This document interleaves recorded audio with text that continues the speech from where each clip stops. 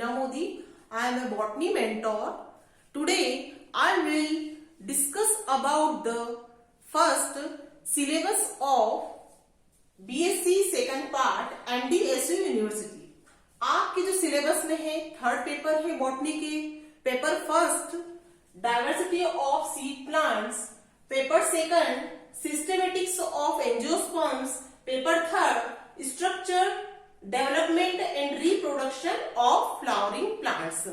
अब बात करते हैं पेपर फर्स्ट की. सबसे पहले मैं स्टार्ट करूंगी पेपर फर्स्ट जो डाइवर्सिटी ऑफ सीड प्लांट्स का है. इसमें हमको क्या स्टडी करना है कि जितने भी सीडेड प्लांट्स है, सीडेड प्लांट्स मतलब सीड बियरिंग प्लांट्स या फेंड्रोगेम्स जिसको हम कहते हैं डिवीजन स्पर्मेटोफाइटा के सारे मेंबर्स हैं. स्पर्मेटोफाइटा के मेंबर्स मींस क्या कि स्पर्मेटोफाइटा एक वर्ड में मैं आपको इसका मीन बताती हूँ कि स्पर्मेटोफाइटा क्या होते हैं. प्लांट्स का एक सबसे लार्ज डिवीजन है जिसमें सबसे ज्यादा स्पीशीज पाई जाती है. हमारी जो सृष्टि है उसमें सबसे ज्यादा स्पर्मेटोफाइटा के मेंबर्स होते हैं बीजीय पौधे, हम जिसको कहते हैं बीजीय पादप. तो ये जो डिवीजन है स्पर्मेटोफाइटा, अगर हम इस वर्ड को इसका मीन समझे तो स्पर्मा वर्ड से बना हुआ है. स्पर्मेटो का स्पर्मा, स्पर्मा का मतलब होता है सीड, और फाइटो फाइटा, फाइटा वर्ड बना हुआ है फाइटोन से, फाइटो से, है ना. फाइटोन वर्ड से बना हुआ है, इसका मीन होता है प्लांट्स. ऐसे प्लांट्स जो कि सीडेड है ना, जिस बीजीय पौधे जिसके अंदर बीज का विकास होता है, वो सारे क्या होते हैं स्पर्मेटोफाइटा. तो प्लांट्स का सबसे लार्ज डिवीजन है, ये डिवीजन है जिसकी बात कर रही हूं मैं. ये जो इसको स्पर्मेटोफाइटा जो है सबसे लार्ज डिवीजन है प्लांट का. इसको दो सब डिवीजन में हम स्टडी करते हैं. इस स्पर्मेटोफाइटा की अगर हिस्ट्री देखा जाए तो काफी पुराना है. ये लगभग 40 मिलियन ईयर्स पहले का इतिहास है इसका. इतने समय पहले ही इसका विकास अर्थ पे होने लग गया था. हम अगर इसकी किसी भी प्लांट की अगर पूरी डाइवर्सिटी की हम स्टडी करें तो लास्ट आप 12th क्लास से 5 किंगडम ऑफ क्लासिफिकेशन पढ़ रहे हो, उसमें आपने देखा ही होगा कि जितने भी लिविंग ऑर्गेनिजम्स है उसमें सबसे पहले प्रिमिटिव टाइप के ऑर्गेनिजम्स अर्थ पर आए. धीरे धीरे उनके अंदर इवोल्यूशन होता गया, डेवलपमेंट होता गया और वो हायर स्पीशीज में कन्वर्ट होते गए. तो प्लांट्स में भी देखते हैं कि सबसे पहले जो प्लांट आए थे अर्थ पर वो कैसे होंगे, वो एक्वेटिक टाइप की स्पीशीज थी, मतलब केवल जल में पाए जाने वाले पौधे. तो जब जल में पाए जाते थे तो उनके जो कैरेक्टर्स फीचर्स है वो बहुत ही प्रिमिटिव टाइप के थे, मतलब उसमें अंगों का विकास इतनी अच्छी तरीके से नहीं हुआ था. जिस तरह से मैं एक एग्जांपल लेते हैं, जैसे आज आपके पास एक एंड्रॉइड फोन है, वेल डेवलप्ड है ना, वेल फीचर्स वाला आपके पास एंड्रॉइड फोन है, बट इसकी जो फोन की शुरुआत हुई थी बहुत ही प्रिमिटिव फीचर से हुई थी, लैंडलाइन फोन से, जिसमें इतनी फैसिलिटी नहीं होती थी, केवल हम कॉल अटेंड करते थे, है ना.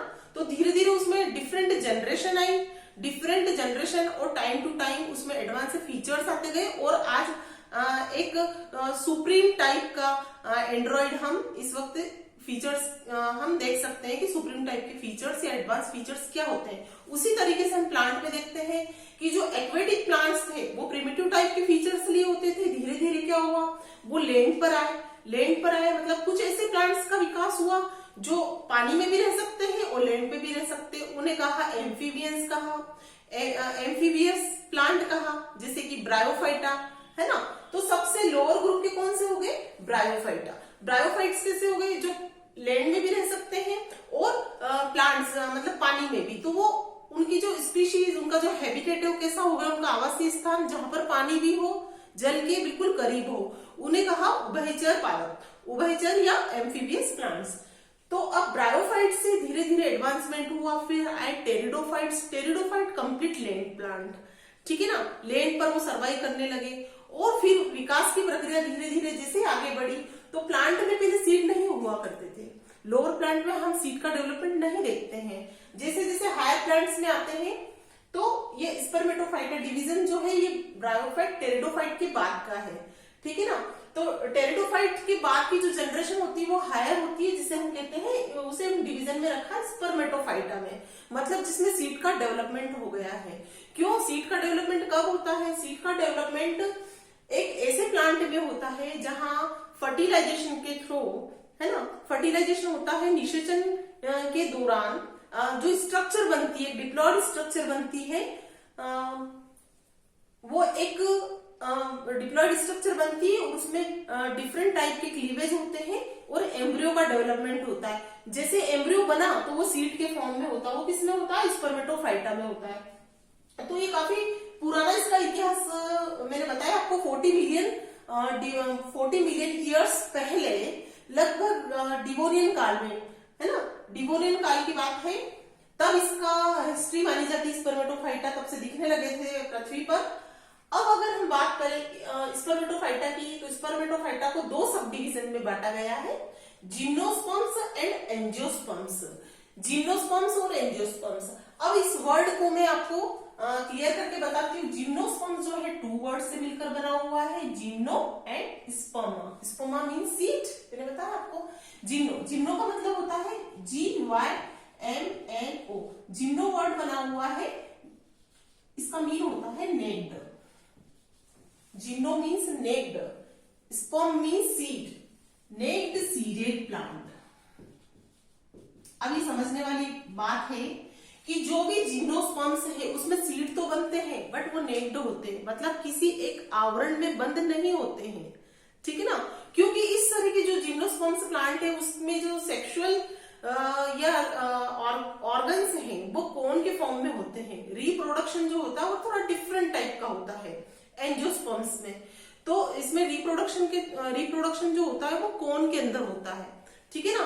तो उसके जो सेक्स ऑर्गन्स होते हैं वो उसमें इंटेग्यूमेंट्स नहीं होता है, उसमें कोई कवरिंग नहीं होती, या ओवरी की एब्सेंस होती है। अधिकतर जो एंजियोस्पर्म्स में अगर कंपैरिजन करें तो एंजियोस्पर्म्स में क्या होता है? ओवरी होती है और ओवरी के अंदर सीड बनता है, और ओवरी जो है, ओवरी वॉल जो है उसकी वो फ्रूट का एक आवरण बना लेती है, और सीड जो होता है इंटेग्यूमेंट्स में कवर होता है या आवरण में कवर होता है, उसे एंजियोस्पर्म्स में रखा गया। जिम्नोस्पर्म्स में ऐसा नहीं होता। ओवरी की एब्सेंस की वजह से ये जो सीड होते हैं इसके चारों ओर कोई आवरण नहीं बन पाता है, और ये नेक्ड सीडेड प्लांट कहलाते हैं। इसकी लगभग 70 जीनस और 725 स्पीशीज करीब करीब मौजूद है पृथ्वी पर। बात करें एंजियोस्पर्म्स की, तो एंजियो का मतलब होता है वेसल्स, ठीक है ना। एंजियो का मतलब वेसल्स भी होता है, कवर भी होता है। तो जहां या तो वेसल्स या एक इंटेग्यूमेंट या कवर वाले स्पर्म से वेसल्स, और स्पर्म्स का मतलब होता है सीड, ठीक है ना। तो ऐसे प्लांट्स जिसके अंदर कोई इंटेग्यूमेंट्स हो, कोई आवरण हो, वो सारे किस में आते हैं? एंजियोस्पर्म्स में आते हैं। तो है तो दोनों कौन से हैं? सीडेड प्लांट से। एंजियोस्पर्म्स की बात करें, सबसे ज्यादा जो डाइवर्सिटी हो किसकी है? एंजियोस्पर्म्स की है अर्थ पर आज भी। लगभग 10,500 जीनस और 1,99,300 करीब स्पीशीज मौजूद है पृथ्वी पर एंजियोस्पर्म्स की। और आज की तारीख में ये जो इतना डेटा है, करीब इतना डेटा मौजूद है। एंजियोस्पर्म्स में इतनी स्पीशीज है, जिम्नोस्पर्म्स में क्या हुआ कि इतनी स्पीशीज धीरे धीरे स्पीशीज जो ज्यादा थी वो कम होती गई। जैसे लोअर प्लांट्स आए, लोअर से वो हायर में कन्वर्ट हुए, अर्थ पूरी हरी भरी हो गई। टेरिडोफाइट्स, ब्रायोफाइट्स, जिम्नोस्पर्म्स में पूरा हरियाली छा गई पूरी अर्थ पर धीरे धीरे क्या हुआ कि जो जिम्नोस्पर्म्स के कुछ प्लांट्स हैं वो धीरे धीरे रिड्यूस्ड होते गए या एंडेंजर्ड में आते गए, फॉसिल प्लांट में कन्वर्ट हो गए। हम फॉसिल के फॉर्म में उनको पढ़कर उसकी स्टडी करते हैं। जिम्नोस्पर्म्स के कुछ प्लांट्स की अधिकतर फॉसिल्स में कन्वर्ट हो गए। हम फॉसिल्स के फॉर्म में हमने स्टडी की है क्योंकि वो आज की तारीख में मौजूद नहीं है ना। उनके जो अवशेष है उनको लेकर हमने उनके बारे में जाना है, उन अवशेष को हम फॉसिल्स कहते हैं। तो जिम्नोस्पर्म्स की कुछ स्पीशीज धीरे धीरे जो विलुप्त होती गई, उनकी प्रजातियां कम हो गई है। एंजियोस्पर्म जो है आधिक्य मात्रा में एक लार्ज डाइवर्सिटी के साथ अर्थ पर मौजूद है आज भी, इसलिए इसकी लगभग इतनी जीनस और इतनी स्पीशीज है। अब ये जो हमारा डाइवर्सिटी ऑफ सीड प्लांट्स में हम डिस्कस करेंगे कि इस तरह के जो प्लांट है सीडेड प्लांट्स, उनके मेन कैरेक्टरिस्टिक्स क्या होते हैं, फीचर्स क्या होते हैं, मींस क्या जिम्नोस्पर्म्स और एंजियोस्पर्म्स के सारे फीचर्स, उनका कंपैरिजन और उसके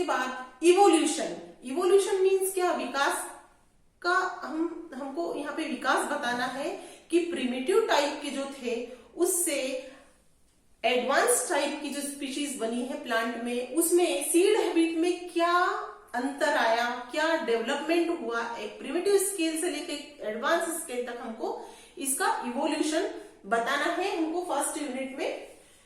उसके बाद हम नेक्स्ट टॉपिक की चर्चा करते हैं।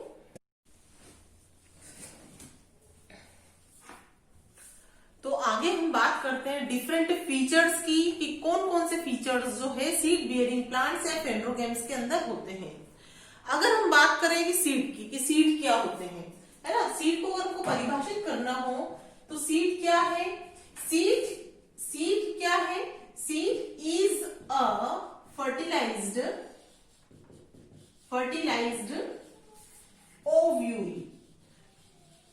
ओव्यूल फर्टिलाइजेशन के बाद किसमें कन्वर्ट होता है, एम्ब्रियो में, और सीड बनाता है। इसलिए हम कह सकते हैं seed is a fertilized ovule. ठीक है, तो जितने भी फेंड्रोगेम्स हैं उसका एक सिंपल लाइफ साइकिल अगर हम देखें तो मैं यहाँ पे एक ड्रॉ करने जा रही हूँ लाइफ साइकिल कि प्लांट अगर स्पोरोफाइट है, ये दोनों जनरेशन, स्पोरोफाइट जनरेशन में जो स्पोरोफाइट जनरेशन कैसी होती है, डिप्लॉइड जनरेशन है। ठीक है, स्पोरोफाइट जनरेशन में जो बनते हैं स्पोर्स वो दो तरह के होते हैं। एक होता है फीमेल स्पोर, मेगा स्पोर। ये मेगा स्पोर किसमें बनते हैं, मेगा स्पोरेंजियम में, जो कि फीमेल रिप्रोडक्टिव पार्ट है। मेगा स्पोर, दो तरह के स्पोर बनते हैं, एक होते हैं माइक्रो स्पोर।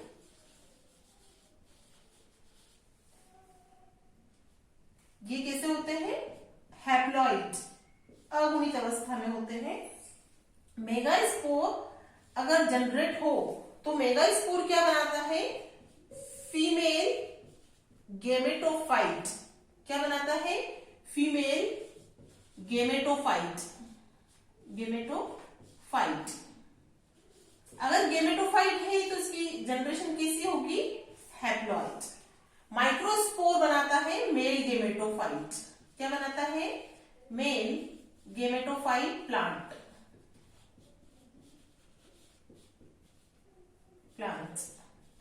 इसकी जनरेशन कैसी होती है, हैप्लॉइड।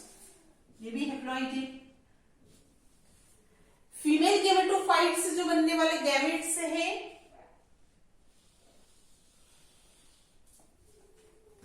फीमेल गेमेटोफाइट से बने जो गैमेट्स हैं, फीमेल गैमेट्स, हैप्लॉइड, और मेल गैमेट्स,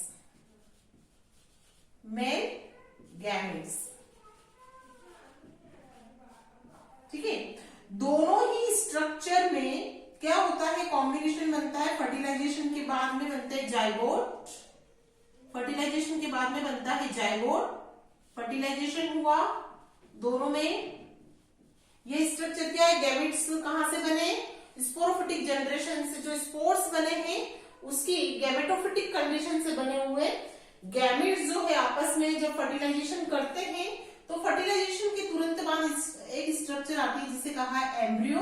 ये एम्ब्रियो बनता है, ये एम्ब्रियो बाद में जाके सीड में कन्वर्ट होता है और आफ्टर जर्मिनेशन, अंकुरण के बाद में ये बनाता है, जर्मिनेशन होता है। जर्मिनेशन के तुरंत बाद हमको मिलती है स्पोरोफिटिक कंडीशन, डिप्लॉइड प्लांट। तो एक सिंपल वे में एक स्केल है ये इसका फेंड्रोगेम्स का, एक फेंड्रोगेम का लाइफ साइकिल मैंने आपको यहाँ पे ड्रॉ किया है। अब डिटेल स्टडी हम डिफरेंट फीचर से करेंगे। Life cycle of phanerogam, simple life cycle.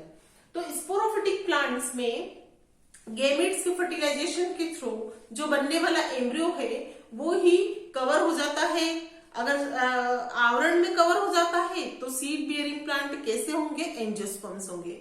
अगर आवरण नहीं होता है तो वो जिम्नोस्पर्म्स प्लांट होंगे। तो एम्ब्रियो जो है वो जर्मिनेट होकर फिर से नया स्पोरोफिटिक प्लांट बना लेता है। नेक्स्ट पॉइंट, हम इसके डिफरेंट फीचर्स का अगर डिस्कशन करें तो इसमें मेन फीचर्स क्या क्या है, कहां से हम स्टडी करेंगे, या हम दोनों जो सब डिवीजन है फेंड्रोगेम्स एंजियोस्पर्म्स उसमें कंपेरेटिवली हम फीचर्स देखेंगे भी सही और उसका कंपैरिजन भी करेंगे।